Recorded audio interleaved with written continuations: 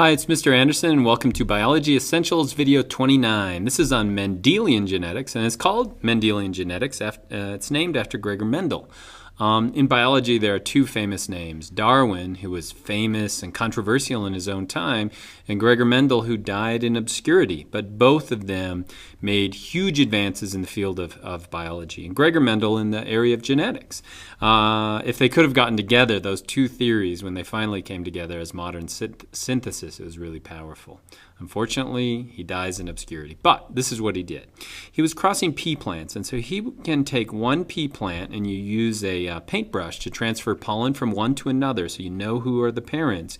He would then create offspring as a result of that. Now, peas are great because they have a number of different characteristics, and more importantly, you can make a lot of them really quickly. So in a pod, each of these peas is an actual new organism. So you can plant those and see how they grow. And so he figured out a lot of genetics as a result of that. And so genetics in this podcast I'll talk about are Mendelian or simple genetics. He identified the gene and he came up with two laws, the law of segregation and independent assortment. I'll talk about those. We'll also have some problems, so I'll have some practice problems that you can try and I'll show you how to work those out. And we'll finish with genetic disorders. The example I'll talk about is Huntington's disease, and with genetic testing it opens up this whole idea of ethics and privacy. Now, what won't I be talking about? I won't be talking about linked genes. In other words, if genes are ever on the same chromosome or on a sex chromosome or caused by multi-genes, it gets really complex. And so I'll talk about those in the next podcast on advanced genetics. But know this, that simple Mendelian genetics, the rules are simple rules of math, rules of probability. And if you understand those and how to do the first cross that I show you, you should do well in most any of the crosses you get in genetics. And so this is what Mendel did. He crossed purple flowers with white flowers, and he got purple flowers. Now, a few things that you should know. The first cross in any genetic cross is called the P cross, or the parental cross. And then the offspring of that are called the F1, or the filial one, or the offspring of that cross. And so at the time of Mendel, everybody believed in this idea of blending, that if you cross two parents, so mom and dad, their kids look a lot like them, and so it's maybe a blending of they didn't know that they were genes, but something inside of them. And so when he crossed purple with white and got purple flowers, that made total sense back then. This kind of fits in this blending. But what he did next was he crossed these purple flowers with themselves. And what he got was a 3-to-1 ratio of purple to white. And that white returned just as crystal white as that first white was to begin with. And so what he said is that there's a character, a trait that's passed through here, but we now identify that as a gene that's carried distinctly through each of those generations and then shows up again. Now, if you know anything about genetics, you'd know that in simple Mendelian genetics, it looks like purple is dominant, white is recessive, but we know that because of the work of Mendel. And so this is what the second cross is, the one that was puzzling, and this is what he eventually figured out. So these offspring right here were hybrid for the trait. And so if we look at the parents would be big P, that represents one purple flower. Little p represents the white flower, and so each of these would be big P, little p. And so you can use a Punnett square. A Punnett square, you put the pollen or the male here, the female right here, and each of these genes get a certain column. And so this would be one parent, big P, little p, and so you simply write that across. So we got big P and little p here.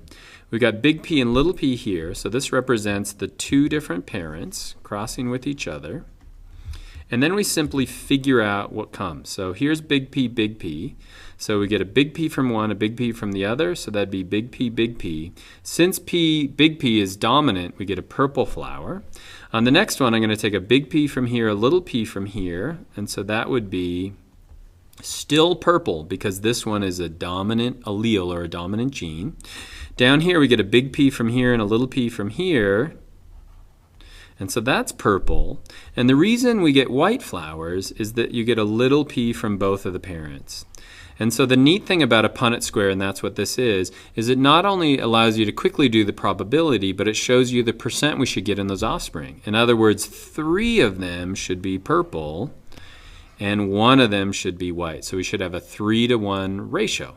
And if you ever get a cross like this in a problem, for example, a cross like this, just if you're not sure what the offspring are going to be, just do a simple Punnett square where these two alleles or versions of the gene are going to be on the top and these two are going to be on the side. And we'll do some practice problems in just a second.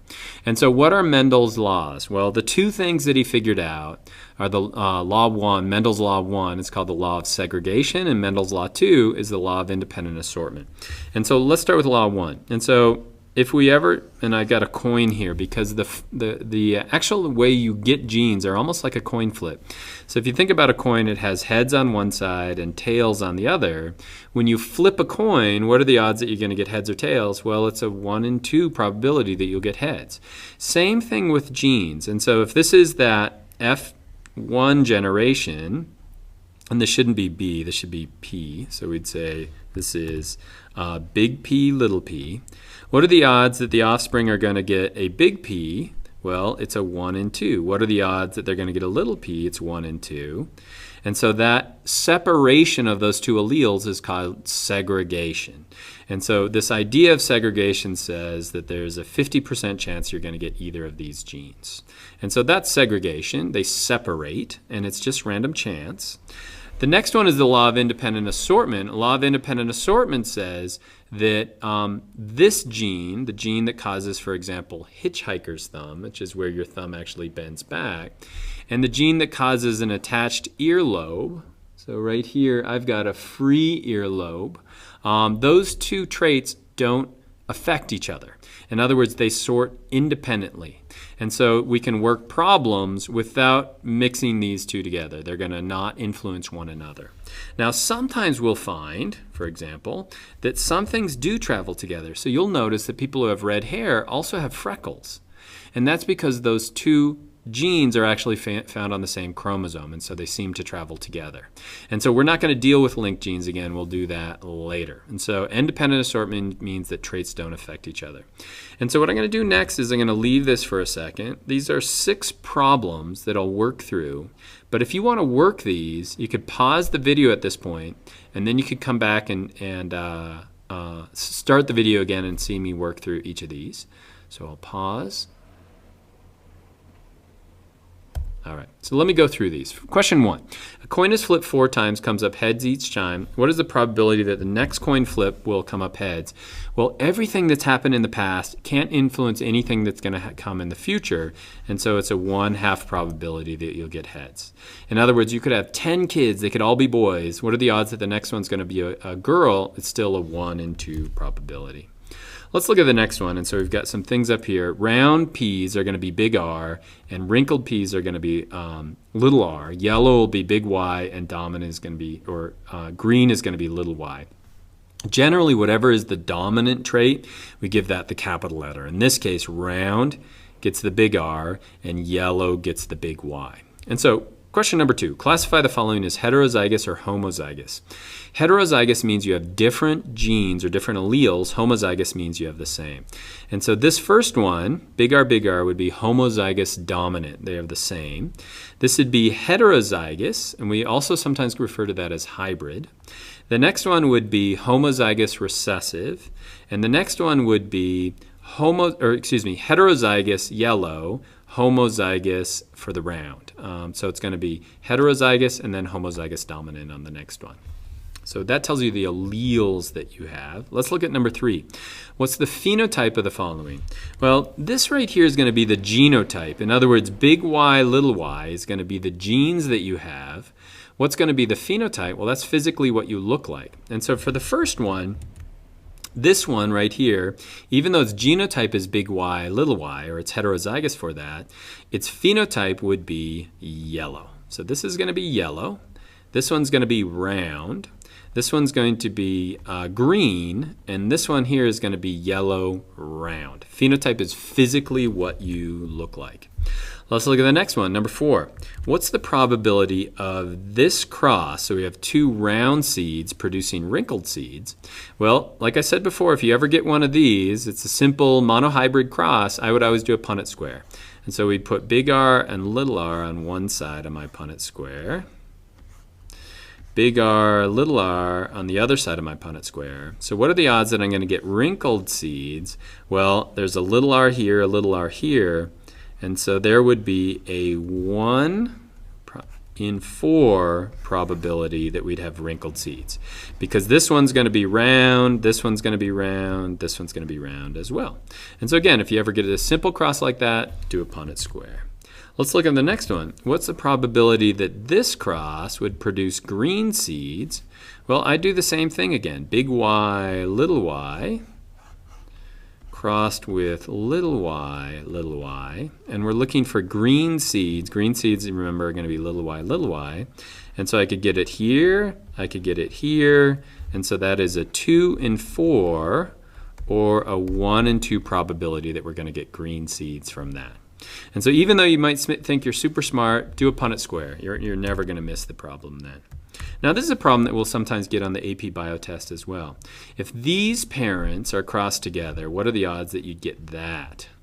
Well, to do this one, you'd have to actually set up a pretty intense Punnett square. And so if you get one like this, don't do a 4x4 Punnett square. Just work each of them individually. And so what do I mean by that? Well, let's start on the R's. What are the odds that if you produce this and that, you could get that? So let's do an R's first. So big R, little r, crossed with big R. What are the odds that we're going to get big R, little r? Well, neither of these, but this is a big R, little r, this is a big R, little r. And so the odds of these two parents producing these offspring is going to be a 1 in 2 probability. So I'm going to write that right over here underneath the 1 in 2 probability. Now let's work the Y's. So let me get a different color. So if we do the Y's, what are the odds that these two parents are going to produce that offspring? Well, let's do those together. So here are the parents, big Y, little y, crossed with big Y, little y. So this is going to be big Y, little y, little y, big Y, little y, big Y, little y. So what are the odds that we're going to produce again? Big Y, little y. Well, it's a 2 in 4 or a 1 in 2 probability. So I'm going to write 1 in 2 here. Okay, so now instead of doing this huge unwieldy 4x4 Punnett square, what I've done is I've almost got there. Because the odds of getting this are 1 in 2, the odds of getting this are 1 in 2. So what are the odds of getting both of those? I simply multiply those together. And it's a 1 in 4. In other words, what are the odds of rolling one or flipping the coin and getting heads? 1/2. What are the odds of flipping 2 heads in a row? It's a half times a half or a fourth. And so you can solve problems like this just using what's called the law of multiplication, when these two things have to happen. So I hope you did well on those problems. Last thing I want to talk about is disease. And a nasty disease is called Huntington's disease. It's named after the person who identified it in the 1800s. But essentially what you get is degeneration of the nerve fibers in this portion of your brain. And so what happens is eventually you start to get uncontrollable shakes. You can't really walk. Eventually you die as a result of that. Now the problem with Huntington's disease is you don't know you have it until you're middle-aged. So I could have Huntington's disease right now. I'm going to die as a result of this disease, but I don't know it. And so I've already had kids. I've already passed the genes on. A famous person who had Huntington's disease is this guy. His name is Woody Guthrie. You probably know him. He wrote the song, "This Land is Your Land, This Land is My Land." And he died as a result of having Huntington's disease. Now, it's a dominant trait. In other words, if you are this, you get Huntington's disease. If you are this, you don't. And so let's look at a pedigree. A pedigree shows you how a disease can be passed down through organisms. And so on a pedigree, a square is always going to be a male, a circle is going to be a female, and if you ever have a horizontal line between them, it means that they had offspring. And so this is the grandparents in this case, and they had a boy, and then the next kid they had was a boy, and then they had a girl, and then they had another girl. And you can see that this girl, for example, had her own family, but you can trace the disease through it. In other words, since this parent right here is big, let's use a different color, big H, little h, and this one is little h, this big H was actually transferred to the son. It was not transferred to this son. it was not transferred to this daughter, but it was transferred to this daughter over here. And so the odds of passing it on are 1 in 2, and you can see that 1 in 2 of their kids had that. And if it's a dominant disease like this, lots of times we'll see it in generation after generation after generation, but you've reproduced already by that time. And so it's almost too late. Now, where does this become an ethics issue? Well, we now have a test for Huntington's disease. And so Woody Guthrie had a number of kids. One of those is named Arlo Guthrie, who's also a famous folk singer. And so Arlo Guthrie may have the Huntington's gene. He has a 1 in 2 probability of getting it. We now have a test that can figure out if you have that gene, but it'll influence your life in the future. And so would you want to know that you're going to get a disease that will cause a nasty death as a result of that? There's not a lot of treatment for Huntington's disease or not. And would your insurance company want to know that as well? And so again, the genetics behind simple Mendelian genetics are fairly simple, but it opens up all these moral issues. And I don't have an answer for any of those questions, but it's something we're going to have to deal with in the future. And so that's genetics, Mendelian genetics, and I hope that's helpful.